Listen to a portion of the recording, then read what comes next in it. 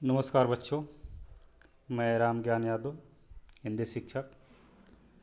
बच्चों, हम लोग आज अपने क्षितिज पाठ्य पुस्तक से ऋतुराज की कविता है कन्यादान, उसको पढ़ेंगे और समझेंगे। बच्चों, कन्यादान, सबसे पहले तो कन्यादान क्या होता है हम यह जानेंगे। यह एक विवाह के समय जब माता पिता अपने बेटी का विवाह करते हैं, अपनी पुत्री का, तो उस समय एक रीति रिवाज है जिसके तहत यह कन्यादान किया जाता है। और उस समय क्या स्थिति होती है इसके बारे में कवि ऋतुराज ने बताया है कि एक माता पिता, एक माँ अपनी बेटी का कन्यादान करते समय उनकी भावनाएं कैसी होती है, इसके बारे में इस कविता में बताया गया है। साथ ही साथ इस कविता में स्त्री जीवन के प्रति कवि की गहरी संवेदनशीलता प्रकट हुई है। कवि ने स्त्री के लिए कोमलता के गौरव में छिपी कमजोरी के उपहास का विरोध किया है।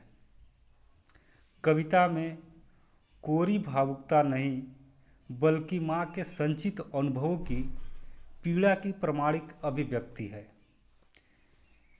माँ अपनी भोली भाली, निश्चल हृदय और अनुभव शून्य बेटी को स्त्री जीवन में आने वाली कठिन परिस्थितियों के प्रति सचेत करती हुई आदर्शीकरण का प्रतिकार करने की सीख दे रही है।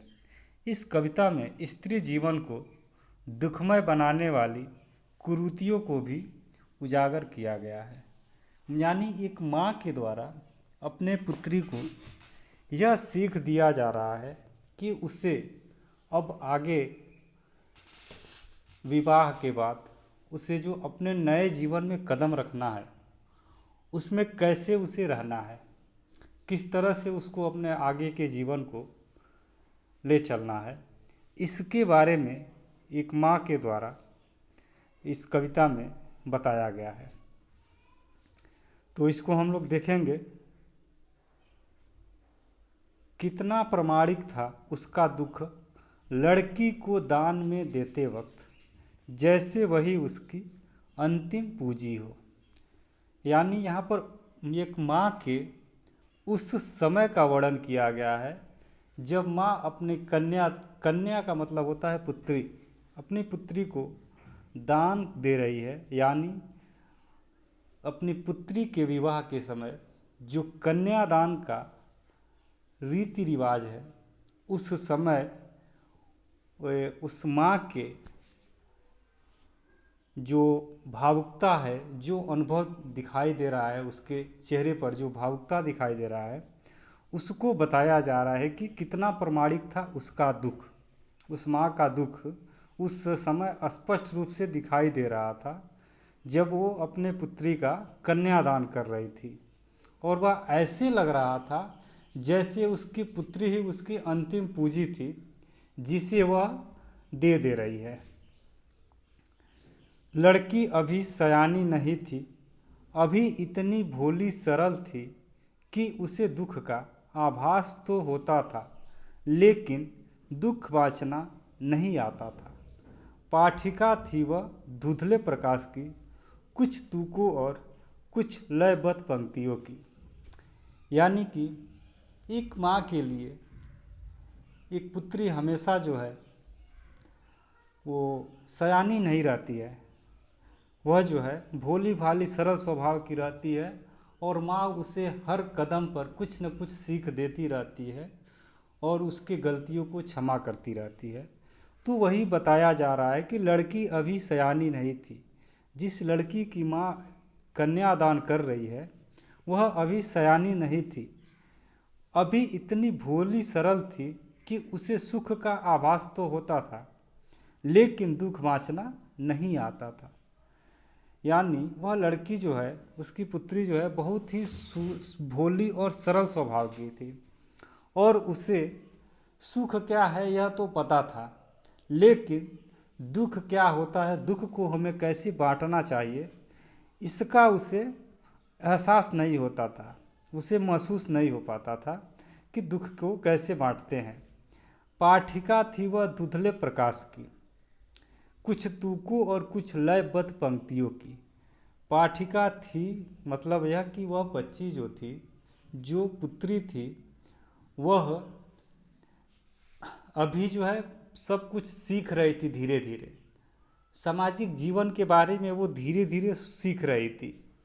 इसीलिए कहा गया है कि पाठिका थी वह धुंधले प्रकाश की। धुंधले प्रकाश से यहाँ तात्पर्य है अस्पष्ट, किसी भी चीज़ को वो स्पष्ट रूप से नहीं समझ पा रही थी, धीरे धीरे सीखने की कोशिश कर रही थी, कुछ तुकों और कुछ लयबद्ध पंक्तियों की।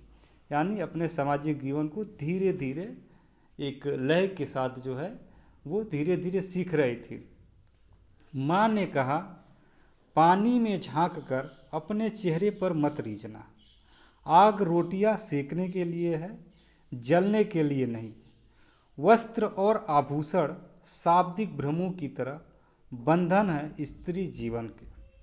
अब जो है यहाँ पर एक माँ अपनी बेटी को विदा करते समय क्या क्या सीख देती है, कैसे उसे उस नए परिवार में जा कर के, जिस परिवार के बारे में उसे अभी तक नहीं जानकारी है, उस नए परिवार में वहाँ के नए लोगों के साथ उसे कैसे रहना है, इसके बारे में माँ जो है अपनी बेटी को सीख दे रही है। माँ ने कहा, पानी में झांक कर अपने चेहरे पर मत रीझना। यानी उन्होंने कहा कि पानी में झांकने के बाद जो आपका चेहरा दिखता है उससे खुश मत हो जाना। आग रोटियां सेकने के लिए है, जलने के लिए नहीं है। आग जो है वह रोटियां सेकने के लिए है, रोटी बनाई जाती है आग से। और आजकल जो है समाज में बहुत से स्त्रियों को आग में जला करके मार दिया जा रहा है। तो उन सारी चीज़ों से इन्हें परिचित करा रही हैं और कह रही है कि जिस आग से रोटी सेकी जाती है उस आग से सावधान भी रहने की ज़रूरत है, क्योंकि उससे जल भी सकती हो। वस्त्र और आभूषण शाब्दिक भ्रमों की तरह बंधन है स्त्री जीवन के। और एक चीज़ की और सीख दे रही है माँ अपनी बेटी को कि स्त्री जीवन की जो सबसे बड़ा बंधन है वह है वस्त्र और आभूषण। इनके लालच में कभी मत आना, क्योंकि यह शाब्दिक भ्रमों की तरह स्त्री के जीवन का एक बंधन है। इससे हमें कोई सुख की प्राप्ति नहीं हो सकती है। यह स्त्री जीवन की सबसे कमजोरी है। इससे जो है दूर रहना, इसके प्रति जो है ज़्यादा आकर्षित मत होना। माँ ने कहा, लड़की होना पर लड़की जैसी दिखाई मत देना। यहाँ कहने का यह मतलब है, लड़की होना पर लड़की जैसी दिखाई मत देना से यह तात्पर्य है कि अगर नए घर में जा रही हो तो कभी कभी भोली भाली सरल स्वभाव के समझ के लोग उसका ज़्यादा जो उसको दुर्बल समझने लगते हैं। उन सारी चीज़ों से दूर रहना। अगर लोग सही दृष्टि से देख रहे हैं, सही राह से चल रहे हैं, तुम्हारे साथ सही व्यवहार कर रहे हैं, तब तो ठीक है। लेकिन अगर वो तुम्हारे साथ कुछ अभद्र व्यवहार कर रहे हैं तो उसका विरोध भी करना। ये नहीं कि लड़की के जीवन की दुर्बलता है सरल स्वभाव रहने का, ऐसे ही रह करके और उसका विरोध मत करना। यानी कि उसका विरोध भी करना। अगर तुम्हारे साथ कोई अभद्र व्यवहार करता है तो उसका तुम विरोध करना। इसलिए यहाँ पर कहा गया है कि लड़की होना पर लड़की जैसी दिखाई मत देना।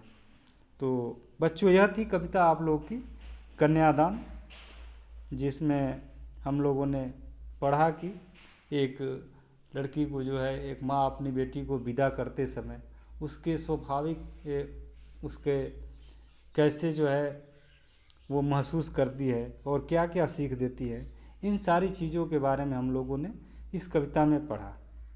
धन्यवाद बच्चों।